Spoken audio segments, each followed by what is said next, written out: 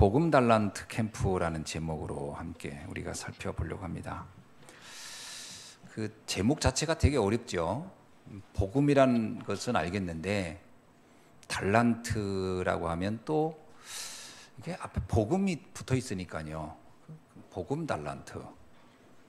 그리고 또 이제 그 뒤에 이제 캠프라는 단어가 또 붙어 있어요. 그러니까 이 단어 하나하나를 우리가 좀 이게 그냥 그 낯선 단어일 수도 있죠. 그러나 왜 이 단어들이 붙은 걸까라는 겁니다.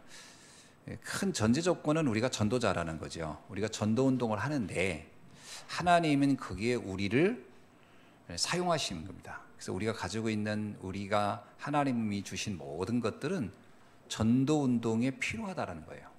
자, 그렇다 보면은 이제 복음을 위한 하나님이 주신 것, 복음을 전하기 위해서 내게 주신 것들이 반드시 있다. 쉽게 말하면요, 예수님도 그런 비유를 했잖아요. 한 달란트, 두 달란트, 다섯 달란트. 그 비유는 모든 사람에겐 이 달란트가 있다라는 거거든요. 이제 그 달란트가 어떤 건 뭐 적다, 크다 이런 개념보다는 모든 사람에게 거기에 하나님이 필요로 하는 모든 그 하나님의 필요한 달란트를 다 주셨다 이런 말이 있습니다. 그렇다면 우리가 먼저 봐야 될 게 뭐냐면 위로부터 주신 것, 나에게 하나님이 위로부터 주신 것이 반드시 있다는 걸 찾아내야 되는 거예요. 우리는 흔히 나는 참 쓸모가 없다라고 할 때가 진짜 많거든요. 예를 들면 모세도 그렇게 착각을 했던 거예요. 내가 나이 80에 무슨 일을 할 수 있겠는가 이렇게 생각한 거예요. 하나님이 불렀을 때. 그때 모세가 지금 그냥 살아오면서 겪었던 모든 것들이 지금 가장 필요한 사람이에요. 그죠? 모세가 미디안을 경험한 것부터 또 그가 누구보다도 애굽을 잘 알고 또 애굽에 사는 사람들의 영적 상태도 제일 잘 아는 사람이 모세 아닙니까? 그러면 지금까지 모세의 인생 여정 모든 게 하나님의 계획 속에 있었고 그가 하나님 앞에 얼마나 가장 중요하게 쓰임받을 수 있는 그 타이밍에 있었는데 본인만 몰랐던 거죠. 내가 무슨 쓰임을 받을 수 있겠냐. 이게 가장 큰 착각이라는 겁니다. 첫째 잘못하면은 세상 사람들이 말하는 달란트에 너무 우리가 각인돼 있다 보니까 굉장히 뭔가 잘하는 거, 굉장히 능력 있는 거, 굉장히 뭔가 뛰어난 것이 그런 것만 달란트라고 생각하기가 쉬워요.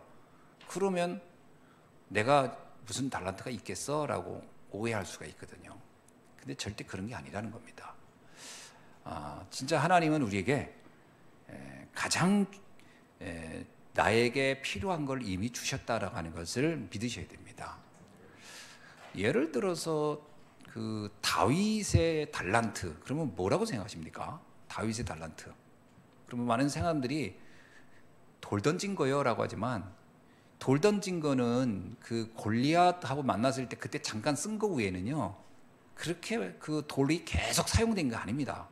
뭐 그 위에 뭐 다윗이 계속 뭐 모든 사역할 때마다 돌을 던졌냐? 그게 아니에요. 그러면 다윗에게 있어서 가장 중요한 달란트는 뭐였냐면 사실 목동의 경험입니다. 목동의 경험이 굉장한 달란트였어요. 왜냐하면 시편에도 보면 알지만 그 양 하나를 최선을 다해서 이렇게 돌봤던 그때에 그 마음으로 그가 백성들을 다스렸다 이렇게 나오거든요.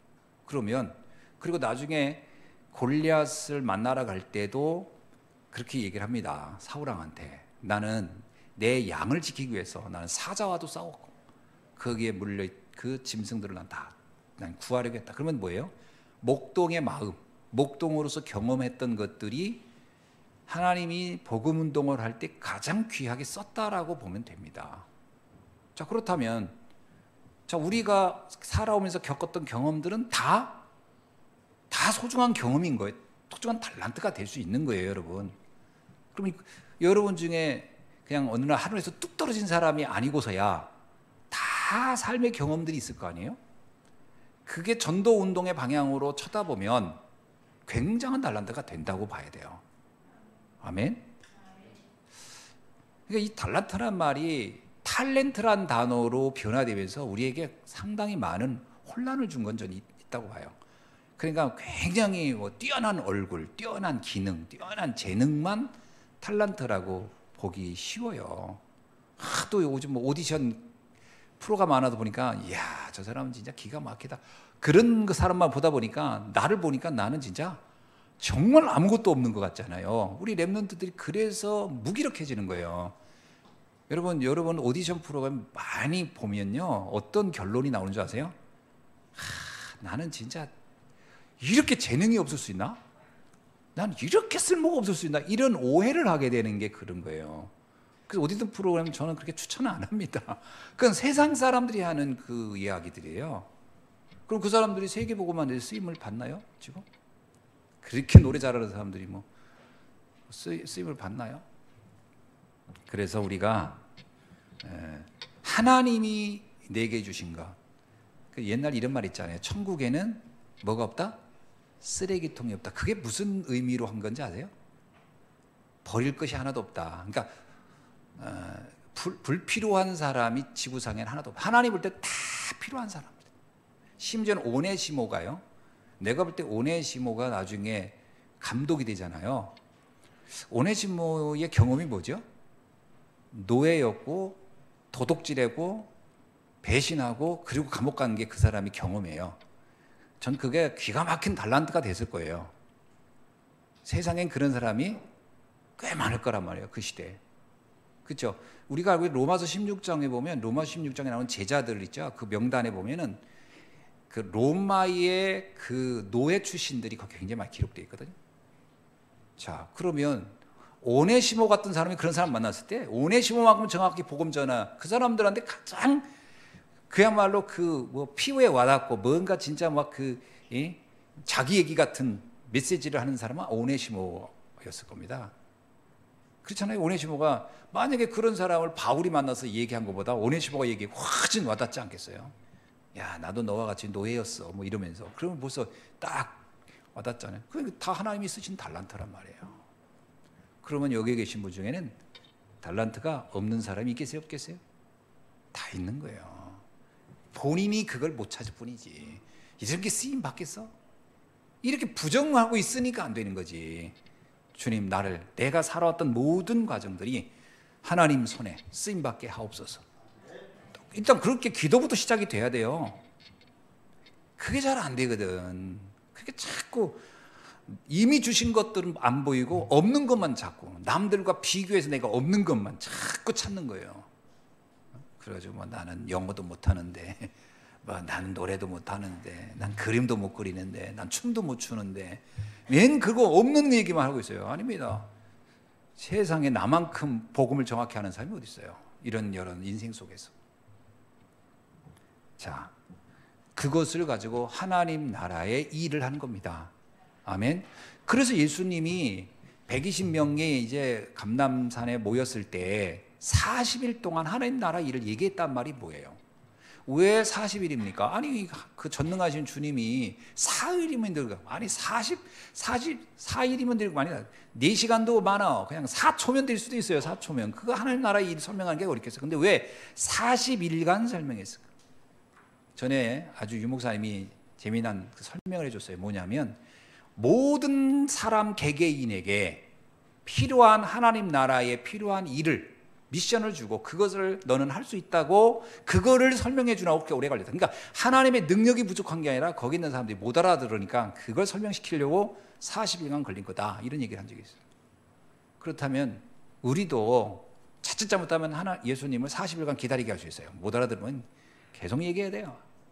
빨리 알아들어야 돼요. 아, 나의 인생 모든 것이 하나님 나라를 위하여 쓰임받을 수 있는 거구나. 아멘. 이거 되게 중요한 겁니다.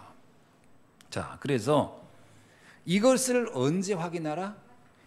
사도행전 2장 42절 그러니까 날마다 마음을 같이 성전에 모이기를 힘쓰고 그 사람들이 이게 저절로 딱 생각이 떠오르는 건 아닙니다. 이거요. 말씀을 계속 듣고 하나님의 언약을 계속 듣다 보면은 나라는 사람이 참 소중하다고 하는 것이 발견돼야 돼요. 가장 중요한 거는 내가 얼마나 소중한 사람인가. 아멘. 이것부터 발견해야 돼요. 여기 계신 여러분 한 사람 한 사람은 정말 소중한 사람들이에요. 복음 안에서는. 지구상에 복음을 알 확률, 누가 그러더라고요. 똑같은 벼락을 한 100번 맞을 확률보다도 더 낮다. 복음을 알 확률이. 그만큼 이 복음하는 사람이 쉽지 않은 겁니다. 제가 오늘 새벽에도 그 얘기 했는데요. 세상의 지식을 가지고는 하나님을 알 수 없어요. 도리어 세상 지식을 많이 알면 알수록요, 뭐를 많이 쌓이냐면 불신앙이 많아져요. 왜냐? 세상의 지식이란 것 자체가 인본주의를 기반으로 만든 거거든요. 그러니까 인본주의를 계속 공부해 보세요. 그럼 뭐가 결론이 나오죠? 하나님은 없구나. 이렇게 나오거든요.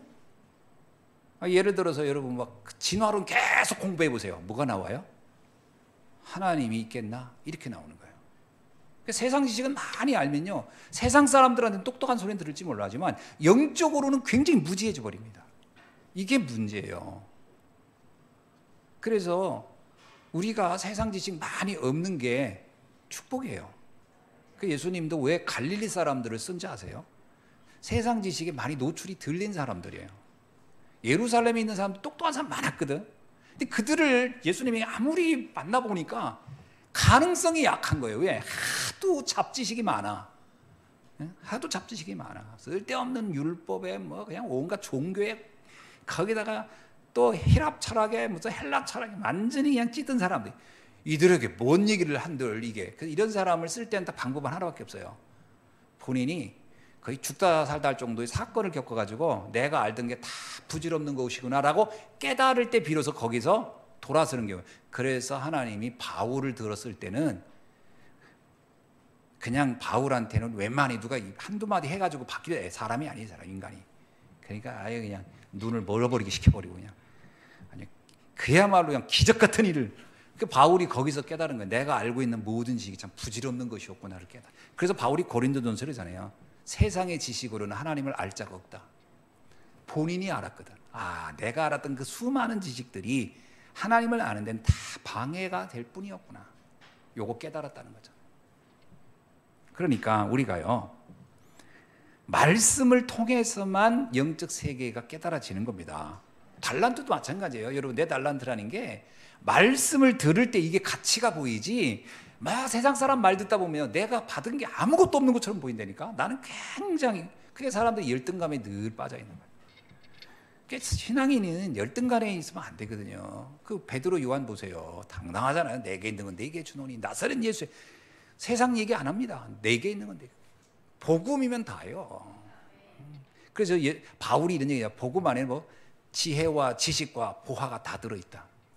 야, 어마어마한 거 아닙니까? 그 복음 안에 다 있는 거예요. 근데 그러니까 복음을 가진 우리는 최고의 뭐예요? 하나님께 쓰임 받을 수 있는 최고의 달란트를 다 가진 사람이다. 아멘. 학벌이 없으면 어떻습니까? 하나님은 없는 대로 쓰시는 거예요. 전에 유 목사님이 그런 얘기 하잖아요. 내가 만약에 서울대에 나왔고 장관 출신이고 미국 유학 갔다 오고 학벌이 막 기가 막혔다. 그러면 내가 이런 얘기하면 이럴 거라는 거지. 서울대 나왔으니까 저 정도 하는 거겠지. 그래, 장관 했으니까 저 정도 사람들을 만나고 했겠지. 그래, 하버드 나왔으니까 저렇게 하겠지. 이렇게 말할 것이다. 그러면 하나님이 한 것이 아니라 내 학벌이 이런 거 가지고 그냥 이건 하나님의 역사를 도리어 맡게 될 것이다. 그래서 영도 출신이 제일 가난한 나 하나님 불러 쓰신 것이다.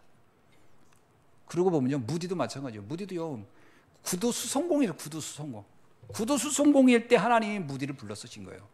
무디가 하도 받침이 많이 틀려가지고 이 스펠링이 하도 틀려가지고 무디 설교는 들을 수 있는데 쓴 글씨는 읽을 수가 없었다 그런 얘기도 있었어요. 제대로 공부를 제대로 배우지 못하니까 뭐 스펠링만 쓰면 막 단어를 계속 빼먹는 거지. 참 내가 무디를 닮아가지고 하도 빼먹는 것도 많고 틀리는 것도 많은데, 아무튼 하나님은 그러나 그건 아무 상관없는 거예요. 하나님 쓰시는데 그 뭐 스펠링 하나 완벽하게 썼다고 그것도 생명 살립니까? 그렇잖아요? 그거 하나 한 번도 안 틀렸다. 그러면 서울대 나온 사람들 갖다가 앉혀놓으면 뭐 안 틀리고 완벽하게 하지. 그게 과연 생명 살리겠냐는 거예요. 생각해 보세요, 여러분. 여러분의 그 투박한 말이 차라리 생명 살인 더 귀하게 쓰임 받는다. 그래서 남들이 고린도전서에 뭐라고 해요? 그 어리석은 전도를 통해서만 인간을 구원할 수 있는 것이다. 우리가 말하는 복음이요, 불신자가 들 때는 어리석어 보여. 그래서 고린도전서 이런 메일, 바울은 그 지식과 세상 사람들의 지식에 관한 얘기를 이렇게 얘기합니다. 십자가의 도가 멸망받는 자에게는 미련한 것이요 구원을 받는 우리에게는 하나님의 능력이 됨이라. 그치, 십자가도 설명해 보세요. 아니, 우리가 가정 문제를 가졌다. 경제 문제 때문에 시달린다. 막 몸부림치는 사람한테 예수가 그리스도입니다. 이 말이 얼마나 이게 연관성이 없어 보여요? 예수님을 영접하면 그거 합리적인 공부한 사람들은요, 그거 들으면 되게 무식해 보이고, 뭐 저런 사람도 다 있어 이럴 겁니다. 무식해 보이는 거예요. 그래요, 안 그래요?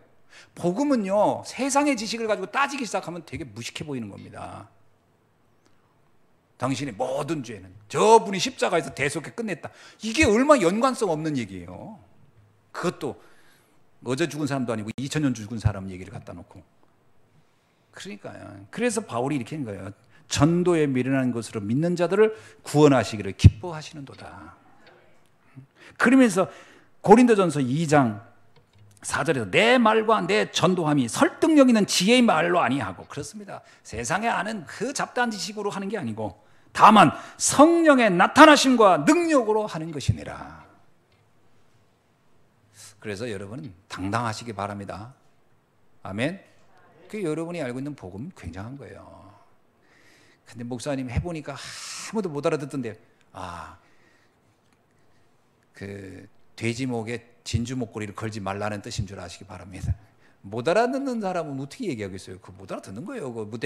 그 내가 설득해서 알게 된 겁니까? 성령이 아니고선 예수를 주라 시인할 자가 없느니라. 하나님이 예정한 자는 알아듣게 돼 있어요. 우린 그들을 찾는 겁니다. 영생으로 작정된 자는 다 믿더라. 복음에 대해서 예비되어 있는 사람들이 있다니까 그들을 찾으면 돼요. 모든 사람이 주님을 고백할 거라고. 그래서 있잖아, 성경에 나오잖아요. 믿음은 모든 자의 것이 아니니라. 어떻게 생각합니까? 전 그 말 듣고요, 진짜 이거 진짜 이 기가 막혀. 믿음은 모든 자의 것이 아니에요. 선택된 자들의 것이지. 오늘 여기 계신 여러분이 바로 그 선택된 사람들인 줄로 믿습니다. 자, 이 위의 것에 대한 거 이해되십니까? 그러면 지금 내 인생 모든 것이 하나님으로부터 허락된 것이다. 아멘. 우리 인생 모든 게 하나님부터 허락된 거예요. 그러니까 내 인생에 대해서 가치를 발견해야 돼요. 하나님이 내 영세전부터 이미 하나님은 예정되어 있다가 오늘 나를 부르신 내 인생 모든 것이. 요셉의 인생은 어떻습니까? 요셉이 자기 인생을 놓고 나는 어찌 인생이 이렇게 처절하고 비참하게 살다 가느냐 이러지 보지 않았어요. 자신의 모든 인생 여정은 하나님이 위로부터 오시는 하나님이 허락된 것이고 그건 하나님이 축복하신 것이다라고 받아들인 거죠. 그게 달란트 아닙니까? 여러분, 하나님 주신 절대적인 하나님의 절대 전무후무한 응답을 이미 우리를 위해 준비해 준 줄로 믿습니다. 이걸 뭐라고 하냐? 오늘 아침에도 나왔죠. 숨겨져 있다라는 거예요. 이걸 잘 찾아내야 돼요. 아멘. 찾아내야 됩니다. 두 번째는 땅의 것을 봐야 한다. 그러면서 주님은 우리에게 현장으로 가라는 거예요. 자꾸 땅으로 가. 저 땅 끝으로 가라. 그죠? 모든 민족에게 가라. 그럽니다. 우리가 살고 있는 이 현장이 다 하나님이 계획이 있는, 어찌하여 내가 천안에 살까? 계획이 있는 겁니다. 어떻게 이 현장, 오늘 여기에 있을까? 하나님의 계획이 있는 현장이에요. 아멘? 그렇죠. 우리의 발걸음, 우리가 계획할지라 우리를 인도하시는 여호와 하나님이시잖아요. 우리가 막 계획합니다. 그럼 계획대로 됩니까? 아니, 하나님의 뜻대로 돼요. 그렇죠. 사실은 저도 제가 천안을 오겠다 이런 의지는 없었어요. 저는. 왜냐하면 저는 천안이 저하고는 그렇게 인연이 있지는 않아요. 사실은. 물론 우리 삼촌이 살아 계셨겠지만, 전부 다 계신 지역이지만 천안은 그렇다고 제가 그 삼촌하고 친하지 않았기 때문에, 삼촌이 여러 분 계셨는데 그중에 외삼촌이, 천안은 제가 별로 안 왔습니다. 제가 이제 인천에 있다가 대전에서 공부하고 이럴 때는 천안은 그냥 걸쳐가는 곳이에요. 천안 하면 그냥 호두 과자. 제가 옛날에 그거밖에 기억이 없어요. 천안은 호두 과자. 그래서 전 기차 타고 가면 중간에서 아저씨도 올라가잖아요. 호두 과자 사라고. 그러면 이제 생각나면 이제 하나 사 먹고, 이런 정도의 천안. 내가 천안에 와서 이렇게 오랫동안 있을 거라고 상상도 못했습니다. 못했어요, 사실은. 집사람은 서울 가자고 했고 나는 부산 갔으면 좋겠다 하고 서로 생각이 다 달랐어요. 그런데 하나님은 우리의 계획과는 아무 상관없이 인천으로 나를 보내시더니 또 진천으로 보내더니 그건 뭐 나의 계획하고는 아무 상관없어요. 그리고 여기 와 있었습니다. 그 여러분 만난 거예요. 얼마나 지금 생각하면 얼마나 감사한 일인지. 그러니까 지금 왜 주님은 우리에게 70인 제자라는 응답을 주시고 또 우리가 70지요 또 70장로 70나라 이런 현장들에게 언약을 주시죠. 왜 237 5천 종족 이런 언약을 왜 주실까요? 여기에 하나님의 계획이 있는 거예요. 여기에 하나님께서는 우리가 할 수 있기 때문에 우리가 이 현장에 필요하기 때문에 하나님 우리를 이곳에 보내신 줄로 믿습니다. 그렇죠? 이 현장이 필요한 거예요. 여러분이 이 천하는 지금 우리 여러분을 필요로 한다니까요. 아멘. 여러분이 있는 그 지역은 지금 여러분을 필요로 하는 겁니다. 잘 생각해 보면. 그래서 하나님이 나를 이곳으로 부르신 거다. 그래서 제가 이거 깨닫는 날부터요, 그 이후에 한 번도 난 천안을 떠나서 다른 데 가봐야지 이런 생각 자체를 안 해요. 딱 하나 있어요. 하나님이 가라면 가겠지만 그것은 아마도 선교지가 되지 않겠나 이런 생각을 해요. 내가 간다면 선교 때문에 전도 때문에 가라 하신다면 그땐 내가 아무 말 않고 가겠지만 내 개인이 뭘 필요로 하기 때문에 어디를 간다 하는 것은 없을 것이다. 왜냐하면 나는 천안이 너무 좋아요. 왜 좋을까요? 딱 하나예요. 여러분이 있어서. 그리고 하나님이 허락한 곳이기 때문에. 그래서 전 좋은 거예요. 그냥 내가 다른 지역 기도 별로 안 합니다. 천안을 놓고 하지. 전 중부권을 놓고 하지. 왜? 하나님이 이곳을 내게 허락했으니까. 딱 어느 날 깨달았어요. 제가 이걸 깨닫는 것도 참 은혜였던 것 같아요. 왜냐하면 내 인생이 내가 한 대로 내가 원하는 대로 한다고 생각했거든요. 그래서 옛날에는 뭐든지 다 내가 결정한다고 생각했어요. 목회도 내가 알아서 하고, 그럼 하기 싫으면 내가 그만두고, 이 천안도 내가 원해서 내가 어떤 결정을 내가 했다면 내가 싫으면 그만두고, 이런 식으로 결정권자가 나라고 생각했어요. 그러니까 뭐든지 늘 방황하게 되더라고. 결정권자가 내가 아니에요. 주님이 결정한 거예요. 그래야 끝나는 겁니다. 제가 우리 양두원 장로님을 만난 지 꽤 돼요. 근데 양 장로님이 저를 만나가지고 만난 지가 진짜 오래됐잖아요. 제가 천안에 와서 제일 먼저 만난 사람이 양두원 장로님입니다. 그때 양두원 청년이었어요. 양두원 청년을 제가 만난 거예요. 첫 직장에 있고 이제 막 신입사원일 때 만났으니까 얼마나 오래전 얘기예요. 근데 그때 이제 양두원 장로님도 천안에 온 것을 그렇게 좋아하지 않았던 분이에요. 그래서 늘 마음은 천안을 떠나야 되겠다. 근데 그걸 나는 몰랐지. 왜냐하면 한참 후에 얘기했으니까. 천안을 그렇게 떠나고 싶어 했어요. 그때. 그래가지고 천안을 언제 떠나나. 그건 본인의 계획이었죠. 근데 진짜 하나님의 은혜예요. 떠날 수 없게 돼가지고. 근데 굉장히 능력 있는 분입니다. 우리 장로님 되게 능력 있어요. 여러분 장로님이 가만히 있어 그렇지 영어도 엄청 잘해요. 그 회사에서는 없으면 안 될 뿐이에요. 그래서 해외 뭐 이런 거 나가면 다 영어로 가서 저기 다 기계 같은 거 섭외 혼자 다 하시는 분이에요. 외국, 미국 이런 데 다 가서. 그 제가 옛날 미국 출장 갈 때도 혼자 가시더라고. 그래서 영어 하십니까 했더니 그냥 웬만한 건 다 합니다. 그래서 그렇구나. 능력 있는 분이에요. 근데 그러니까 본인이 생각할 때는 이제 또 어디든지 나는 갈 데가 많을 것 같다 싶기도 했겠죠. 능력이 있으니까. 근데 하나님이 허락을 안 한 거예요. 딱 천안에 있게 한 거예요. 참, 이 놀라운 일이에요, 이게. 그러니까 이게 우리가 어떤 걸 계획하는 것 같아도 그렇지 않다. 하나님의 은혜다. 그죠? 이 지역을 하나님이 내게 그러니까 이곳에서 내가 할 일이 있다는 거예요. 우리가 할 수 있는 그 일 때문에 하나님은 이곳에 우리를 보내신 줄로 믿습니다. 9개 나라 선교지 우리가 할 수 있으니까 하나님이. 지금 우리는요 자연스럽게 몽골, 우리 에그자 이렇게 와 계시지만 만난 것도 진짜 우연히 이렇게 소라 때문에 소명인 때문에 이렇게 만난 거예요. 자연스럽게. 그러면서 우리 몽골을 놓고 우리 기도하게 된 거예요.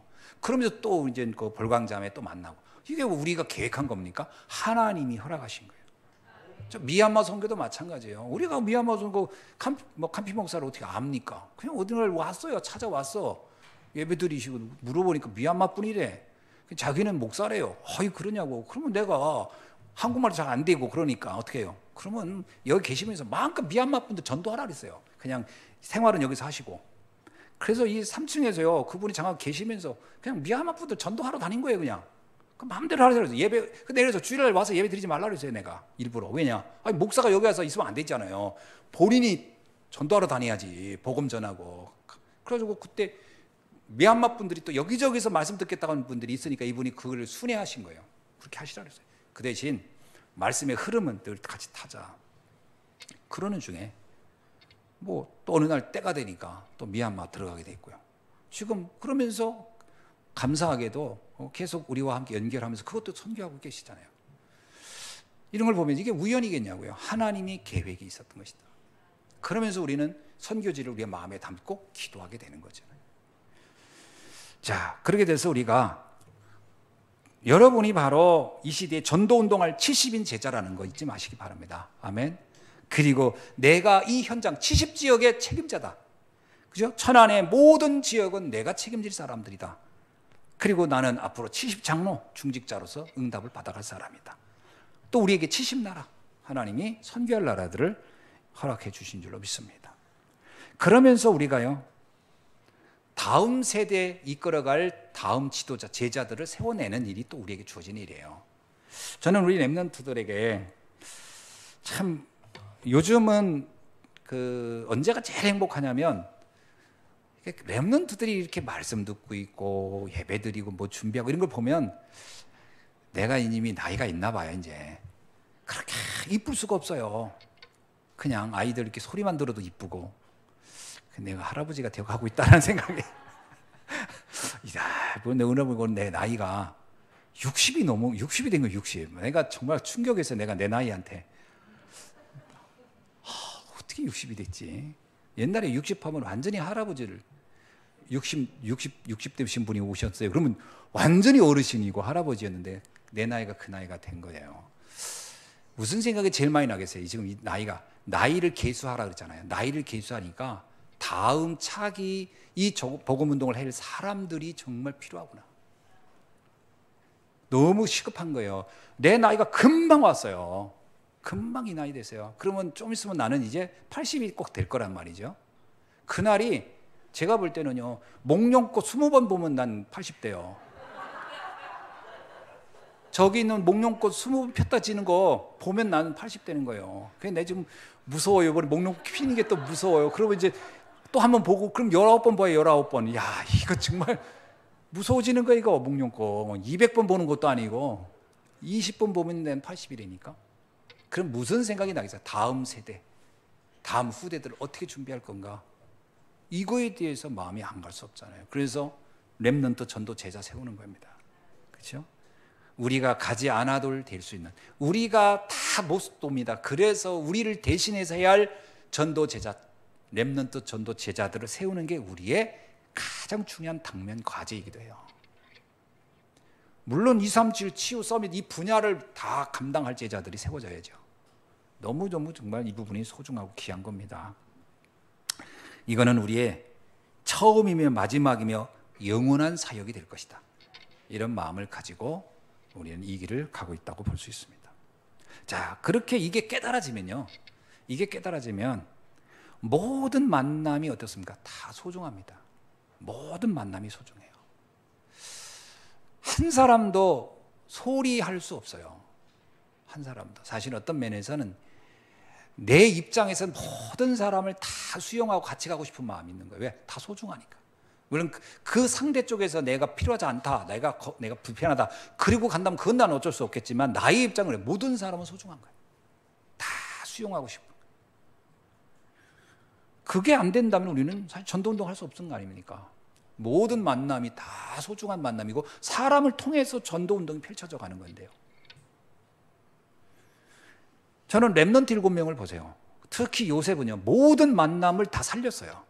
그렇죠? 한 사람도 자신에게 피해를 줬다고 해서 그거를 자기가 기분 나쁘게 여기거나 부정적으로 이해하는 게 하나도 없어요. 다 소중하게. 심지어는 형들에게도 고맙다고 했어요. 형들이 나를 팔아줘서 고맙다. 그건 하나님의 계획을 당신들을 통해서 하나님이 하신 것이니까 고마운 것이다라고 얘기할 정도로요. 모든 만남은 소중한 겁니다. 이게 전도자의 자세다. 초대교회 성도들은 안 그렇습니까? 스데반의 일로 흩어졌어요. 그러면 그들이 그거 가지고 막 스트레스 받고 원망했습니까? 아닙니다. 그냥 안디옥으로 가게 될 상황이면 가서 거기서 또 전도운동, 그래서 안디옥교회 세웁니다. 브리스 아굴라 보세요. 로마에서 핍박해서 전 재산 빼앗겼어요. 잘 생각해 보세요. 우리가 브리스 아굴라 입장 생각합시다. 내가 로마에 가서 죽으라고 거기에 외진다. 다른 해외에 나가서 몸부림치면서 돈 벌어서 살았어요. 그래가지고 어느 정도 재산을 모았어요. 근데 왕이 명령하기를 이방인들 재산 다 압류, 그리고 고향으로 다 추방, 만약에.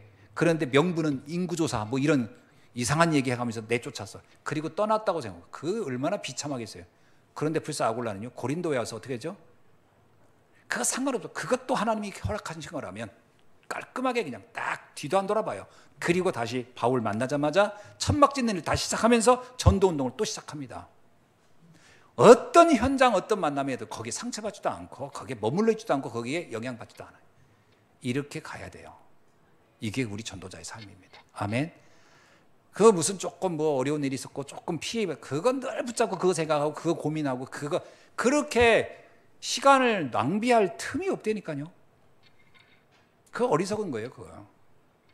그래서 예수님 그러잖아요. 전도하러 갔다가 누가 너를 반대하거든 발에 먼지 탁탁 털고 미련 두지 말고 빨리 돌아서라. 그리고 또 너를 기다리고 있는, 또 너를 원하고 있는 현장으로 빨리 가라. 그게 하나님의 방법이에요. 아멘? 그 뭐 원치도 않는 사람, 나를 싫다는 사람 붙잡고 그거 보자 거기서 상처받고 있고 외로워하고 괴롭고 그럴 필요 하나 없다. 모든 사람 수용하되 전도운동을 하러 가는 겁니다. 그러면서 초월하는 겁니다. 뭘 초월합니까? 우리가 가는 여정은요, 많은 문제를 우리는 맞게 됩니다. 그래서 우리 인생은 광야길이에요, 사실. 아까 아침에도 얘기했지만 하나님은 우리가 온실 속에 있는 화초처럼 크기를 원치 않는다는 걸 이해하셔야 돼요. 야성에서 강하게 크기를 원해요. 그렇게 생각하셔야 돼요. 그래서 남는 자, 순례자, 정복자의 삶을 살기를 원하는 거지, 그냥 막 불안불안하면서 세상에서 내가 상처받아 못할까 이러고서 겨우 내 목숨 하나 유지하는 전도자, 그런 성도이기를 원치 않는다. 주님은 내가 강한 전사이기를 원해요. 아멘. 하나님은 우리가 강한 전사이기를 원하지, 그저 뭐 겨우 뭐 어떻게 뭐 그냥 내 삶 하나 그냥 상처 안 받고 지탱할까, 이렇게 연약한 사람을 원치 않는다라고 생각하셔야 돼요. 그러니까 많은 문제, 그것이 축복이다. 문제 올 수 있습니다. 그래서 베드로전서 5장 10절 한번 읽어볼까요? 저는 이 말씀 이번에 우리 그 우크라이나 자매들한테도 읽어드렸습니다만 그 제자들한테도 베드로전서 5장 10절 한번 읽어봅시다. 우리 다 같이요. 베드로전서 5장 10절 다 같이 읽어봅시다. 시작. 모든 은혜의 하나님 곧 그리스도 안에서 너희를 부르사 자기의 영원한 영광에 들어가게 하시니가 잠깐 고난을 당한 너희를 친히 온전하게 하시며 굳건하게 하시며 강하게 하시며 털을 견고하게 하시리라. 아멘. 여러분, 우리가 갖는 고난 어마어마하게 길 것 같지만 잠깐 걷는 겁니다. 뭐 어느 바로 우리 또 천국 갈 건데요. 뭐 다 잠깐 겪는 것들이에요. 잠깐 겪는 고난이라고 보셔야 돼요. 그런데 그건 나를 어떻게 한다고요? 나를 더 온전하게 하고 굳게 하고 강하게 하고 견고하게 만드실 것이다. 아멘. 욥이라는 사람이 그랬잖아요. 뭐라고 해서 욥이? 나는 정금같이 단련되어 나올 것이다. 나 순금처럼 나온다. 많은 고난이 있어도 상관없다. 나는 순금처럼 내 믿음을 지키는 것이다. 이게 얼마나 멋지고 강합니까? 그래야 견뎌내는 거예요. 근데 이 욥기를 누가 쓴지 아세요? 기록에는 욥기를 뭐 작자 미상 이렇게 돼 있고, 어떤 경우는 뭐 욥이 썼네 하던데, 신학자들이 그 성서 신학자들이 최근에 연구한 결과 보면 그 문체라든가 거기에 보면 다 그게 족장 시대 이야기예요. 그 이야기 전체 내용이, 거기에는 언어가 패턴 자체가요, 모세가 즐겨 쓰는 언어들이 거의 많이 나와요. 그래서 학자들이 최근에 와서 뭐라고 나오냐면 이것은 모세의 기록이다, 이런 이론, 그 주장들을 하고 있습니다. 학자들이 모세가 기록했다. 언제 썼을까요? 미디안 광야에 있을 때 썼다는 거예요. 왜 썼을까요? 애굽에서 지금 고통당하는 이스라엘 백성을 위해서 위로의 말로 쓴 거라는 거예요. 욥처럼 우리는 지금 이렇게 고난당했다, 어느 날 갑자기. 그러나 하나님 우리를 정금처럼 단련하여 세계를 살리는 제사장의 나라로 쓰실 것이다. 그러니 이 고난을 견뎌내라. 문제 안 된다. 이걸 하기 위해서 썼다는 거예요. 저는요, 그 성서학자의 그 해석을 여러 학자들이 쓴 거 봤거든요. 최근에 연구한 거. 제가 이제 강의를 해야 되니까. 이거였구나. 옛날에는 욥기서는 작자 미상으로만 알고 있었거든요. 모세가 썼다는 말이 이해가 돼요. 고난을 어떻게 생각한 게 모세도요? 그러니까 모세가 생각한 고난이거든요. 모세가 어떻게 생각하냐면 우리를 견고하게 하신다라고 하는 거예요. 강하게 하신다는 거예요. 왜? 세계 살려야 할 민족이기 때문에. 제사장의 나라가 돼야 하니까. 그거는요, 하나님의 일관된 관점이에요. 그럼 우리도 지금 그렇게 생각해야 돼요. 고난이 온다? 상관없다. 우리를 견고하게 하실 하나님의 계획이 있는 것이다. 아멘. 그래서 남은 자입니다. 언약 가지고 남은 자예요. 어떤 어려움이 와도 남은 자. 그리고 237 가야 하기 때문에 순례자. 그리고 흑암을 정복할 정복자. 전사죠. 군인입니다. 이게 우리의 인생관. 아멘. 여기 계신 우리 군사 여러분은 그렇게 생각해요. 내가 영적 군사다. 자, 마지막 평생의 달란트입니다. 그렇다면 나의 인생 자체에 12DIP가 명확한 거예요. 나는 어떻게 살다 갈 것인가? 그죠? 나의 전무후무한 거예요. 하나님이 나를 통한 나의 인생의 여정이 있어요. 여기 계신 한 사람 한 사람 다 소중하고 다 귀한 겁니다. 자꾸 누구 비교하면서 난 왜 이러지? 이러지 마세요. 절대로. 우리는 자칫 잘못하면 자꾸 남과 나를 비교한단 말이에요. 그게 가장 큰 실수예요. 다윗도 누구하고 비교 안 합니다. 다윗이 형들은 저런데 나는 왜 이러지? 절대 비교 안 해요. 요셉도 형들은 저렇게 사는데 나는 왜 이러지? 절대 비교 안 합니다. 보디발 집에 가는데 보디발 집은 이렇게 잘 사는데 나는 왜 이러지? 절대 비교 안 해요. 나이의 12DIP가 따로 있는 거예요. 아멘? 전요 렘넌트들 절대 비교하지 마세요. 누구하고. 누구는 어떤데 나는 왜 이러냐. 하나님은 전무후무한 나를 만드신 거예요. 딱 나 같은 사람은 지구상에 딱 나밖에 없다니까. 가장 소중한 게 나예요. 나를 통해 하나님은 전도운동을 세계보고만 하기를 원하신다. 두 번째, 나의 업입니다. 다윗은요, 양 한 마리 잃어버리지 않고 했다. 그러니까 내가 맡겨진 일이 그것도 하나님이 지금 전무후무한 일로 주신 거예요. 그거 소중하게 보시기 바랍니다. 아멘. 그럼 내가 하는 일, 내 가정 다 여러분 업이라는 것 중에 주부도 업이에요. 그러니까 가정도 업이에요. 우리 가정을 하나님이 이렇게 주신 거예요. 남의 집은 저런데 우리 집은 왜 이럴까? 아무 상관없습니다. 비교하지 마세요. 그거 자꾸 비교하다 보니까 싸움하는 거거든. 야, 이웃집 아저씨 남편은 이런데 당신은 뭐 그러냐. 비교하지 마세요. 세상에 전무후무한 사람을 지금 만나서 전무후무한 가정을 이루고 있는 거예요 지금. 아멘. 그렇지 않으면 우리는 정말 중요한 거 다 놓치는 거니까요. 그 요한복음 보세요. 결혼 5번 한 여자. 그 전무후무 못 찾아가지고 이렇게 찾은 거예요. 이 남자가 전무후무하게 저 남자. 계속 결혼 5번 해봤는데 다 만족스럽지 않은 거예요. 그렇습니다. 세상에 완벽한 남자가 어딨겠어요. 어떤 남자는 데몬이고, 어떤 남자는 뭐 능력 없고, 어떤 남자는 말 많고, 어떤 남자는 무능하고, 뭐 종류야 얼마나 많겠어요. 어떻게 다 내 만족일 테니. 하나님이 가장 전무한 사람을. 아멘. 그 유명한 그 우리나라 그 손기정이가 저기 일본에 있는 그 기업인 있죠. 손정희 씨한테 어떤 사람이 그랬대요. 대머리잖아요, 그분이. 그래서 대머리니까 이렇게 얘기했대요. 머리가 자꾸 뒤로 벗겨지는군요. 라고 얘기했대, 이분한테. 그랬더니 이분이 뭐라고 했냐요? 머리가 벗겨지는 게 아니고 내가 앞으로 가고 있는 겁니다.